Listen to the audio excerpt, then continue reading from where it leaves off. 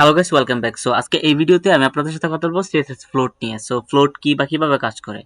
So আপনি একটা জিনিস ডায়াগ্রাম দেখতে পাচ্ছেন যে এখানে তিনটি বক্স আছে। সো আমরা দেখবেন যখন এইচটিএমএল এর মধ্যে কোড লিখি বা সিএসএস দিয়ে ডিজাইন করি হালকা, তো দেখতে পাচ্ছেন যে একটার পরে একটা বক্সগুলো নিচে নিচে শো করে। কিন্তু অথচ এই যে ডান পাশের জায়গা খালি থাকার পরও কেন নিচে নিচে শো করবে? সো এই জিনিসটা দেখতে পাচ্ছেন যে এখানে একটি আরেকটা জিনিস আছে। দেখতে পাচ্ছেন যে আপনার যখন এই ডিপগুলো যখন নিচে নিচে খালি থাকে বা আপনার নিচে নিচে ছোট ছোট বক্স আপনি চাচ্ছেন যে এটা ডানে বামে আস্তে আস্তে নিয়ে আসবেন। সো এই জিনিসগুলোই কাজ করে মূলত ফ্লোট আকারে। সো এই ভিডিওতে আমি আপনাদেরকে দেখাবো যে কিভাবে ফ্লোট ব্যবহার করে আপনার যে ফ্লোটের যে যতগুলো প্রপার্টি আছে, ফ্লোট রাইট লেফট এবং এই দুইটা প্রপার্টি আছে, এই জিনিসটা ব্যবহার করে আপনি আপনার বক্সগুলো সুন্দর করে নিচে নিচে থেকে এই জিনিসটা ডানে বামে এই জিনিসটা নিয়ে আসতে পারেন। সো গাইস, তো আমরা এখানে চলে আসছে। সো এখান থেকে আমি যদি একটি যে ডিপ নিয়ে আমি যদি লিখেছি ফার্স্ট, জাস্ট ফার্স্ট লিখে এন্ড দেন আমি যদি এখানে কিছু টেক্সট দেই, জাস্ট আমি আগে লর্ড অপশন এখান থেকে সিলেক্ট করে নিচ্ছি, কপি টেক্সট দিয়ে জাস্ট থেকে কন্ট্রোল ভি দিয়ে পেস্ট করে আমি জাস্ট এটা ডুপ্লিকেট করে দিই, সি দিয়ে কপি করে paste paste. So and then আমি ক্লাসগুলো চেঞ্জ করে দিচ্ছি, আমি জাস্ট সেকেন্ড থার্ড থার্ড লেখে কন্ট্রোল সেভ দিলাম। তারপরে দেখতে পাচ্ছেন যে আমি যদি এখানে রিলোড করি, দেখতে পাচ্ছেন একটা নিচে আরেকটা চলে আসছে। কত এখন আমি জাস্ট একটু বক্স ক্রিয়েট করি প্রত্যেকটার জন্য। আমি যদি এই যে ফার্স্ট লেখার পরে আমি যদি দিই যে হাইট দিই, হাইট যদি দিই আমি জাস্ট দিলাম যে 100 pixel and width 300 pixel and background colour, so background, so colour দিলাম জাস্ট কোরাল এন্ড দেন আমি যদি সেভ করি দেখতে পারবেন যে এটা জিনিসটা বক্সের কালারটা চলে আসছে। কিন্তু কথা হচ্ছে যে আপনি এই যে প্রথম বক্সটা কিন্তু এতটুকু চলে আসছে, কিন্তু আপনি চাইলে কি আপনার এই জিনিসগুলা এখানে নিয়ে আসতে পারেন। সো এর জন্য আমি যে প্রত্যেকটা আগে সবগুলো বক্সকে একটা বর্ডার দিয়ে দিই, border 2 pixel solid black colour. So black colour দিয়ে কন্ট্রোল সেভ দিয়ে আমি just control C V V. So এখান থেকে ফার্স্ট থেকে second, second third, not spelling mistake. So third hard উইথটা ঠিক আছে, এটা জাস্ট আমি করে দিই রেড এন্ড এটা পার্পল, পার্পল। কন্ট্রোল সেভ দিলে আপনি জাস্ট একটা জিনিস দেখতে পারেন যে তিনটা বক্স ক্রিয়েট হয়ে গেছে, দেখতে পাচ্ছেন?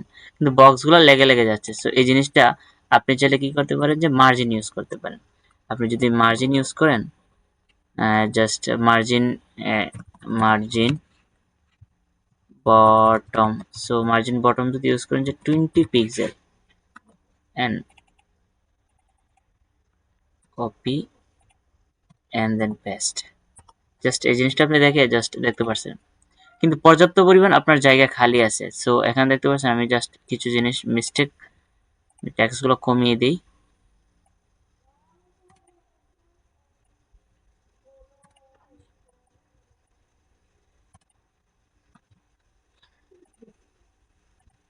দেখতেছেন নির্দিষ্ট পরিমাণ ট্যাক্স থাকার কারণে আমার বক্সগুলো পাশাপাশি আসছে না। এর জন্য আপনাকে কি করতে হবে, ফ্লোট ব্যবহার করতে হবে। যদি আপনি ফ্লোটের দুইটা পয়েন্ট থাকে, একটা হলো লেফট আর একটা হলো রাইট, আপনি যদি প্রথম লেফটটাকে যদি ফ্লোট লেফট করে দেন, অটোমেটিকলি কি হবে, কন্ট্রোল সেভ দিলে আপনার যে তার যে অতিরিক্ত অংশ দেখবেন আপনার, আমরা যখন ডিভ ইউজ করি সো এটা কি থাকে, পুরোটা একটি ব্লক এলিমেন্ট থাকে। সো আমি যদি রিলোড করি দেখতে পাচ্ছেন যে এই জিনিসটা এইভাবে চলে আসছে, এই জিনিসটা একটার পর একটা চলে আসছে।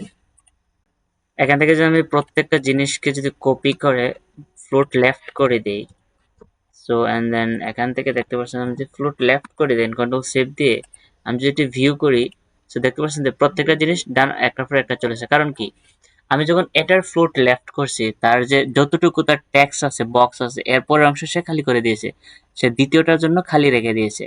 এন্ড দেন দ্বিতীয়টা যখন আমি ফ্লোট লেফট করেছি তো তৃতীয়টার জন্য কি খালি হয়ে গেছে।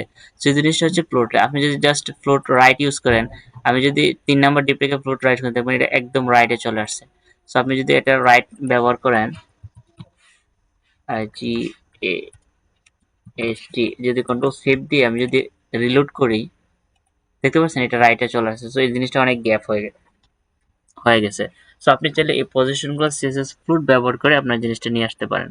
সো আপনি চাইলে ইমেজ ব্যবহার করতে বিভিন্ন দেখবেন যে বিভিন্ন ধরনের নিউজ পেপারে ইমেজ থাকে একদিকে, তারপর ইমেজের চারদিকে থাকে বিভিন্ন ধরনের টেক্সট থাকে। তো এই জিনিসটা ফ্লোট লেফট এবং রাইটের মাধ্যমে বক্সের ডিজাইন করা হয়। আপনি চাইলে আপনার বক্সের ডিজাইনগুলো আপনি চাচ্ছেন যে সেন্টারে নিয়ে আসবেন, সো এটা থেকে নির্দিষ্ট পরিমাণ আপনি জাস্ট এটা যদি আমি মার্জিন দিয়ে দেন, মার্জিন রাইট নট প্রথম না প্রথমটা যদি আমি margin right margin right just আপনি 300 পিক্সেল দিলে আপনি দেখতে পাবেন যে জিনিসটা সুন্দর হয়ে দেখাচ্ছে। দেখতে পাচ্ছেন অনেক 300 পিক্সেল অনেক সরে গেছে। সো সরে গিয়ে আপনি যদি দেখতে পাচ্ছেন এখন দেখাচ্ছে আমার 80% যখন নিয়ে আসছি, কিন্তু 100% হলে যে জিনিসটা যেভাবে দেখাচ্ছে এই জিনিসটা হলো বেস্ট ওয়ে। যেহেতু আমি রাইট ইউজ করছি কারণ এটা রাইট থেকে একটু সরে আসছে, কিন্তু বাই ডিফল্ট যদি আমি এটা লেফট ইউজ করি, লেফটে ইউজ করি এন্ড দেন যদি মার্জিন এটা রাইট রাইট যদি আমি দিই যে 300 pixel and not pixel and then control shift দিয়ে আমি যদি এটা রিলোড করি 300 পিক্সেল অনুযায়ী আপনি যদি যত ছোট করেন এই জিনিসটা 300 পিক্সেল, আমি কিন্তু পার্সেন্টেজ ইউজ করি নাই। আমি যদি পার্সেন্টেজ ইউজ করি তাহলে অবশ্যই এটা লেগে যাবে বা পার্সেন্টেজ হয়ে যাবে।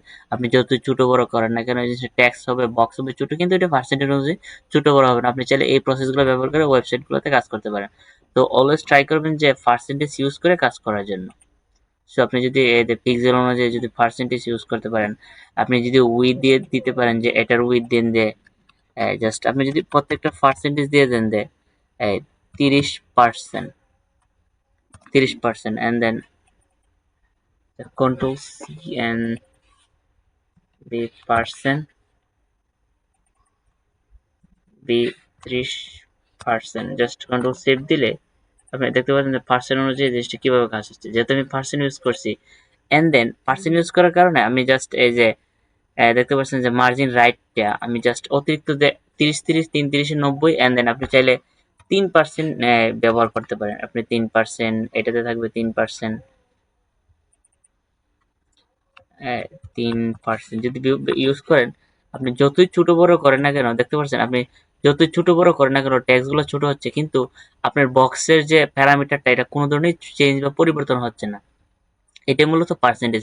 আপনার ওয়েবসাইটে যে পার্সেন্টেজ ব্যবহার করে কাজ করলে আপনার ওয়েবসাইটে ছোট থেকে বড় ডিভাইস যে ডিভাইসই দেখেন না কেন আপনার ওয়েবসাইটে দেখতে সুন্দর লাগবে। সো এই ভিডিওটি এতটুকুই, তো দেখা হচ্ছে পরবর্তী নেক্সট ভিডিওতে। Best of luck.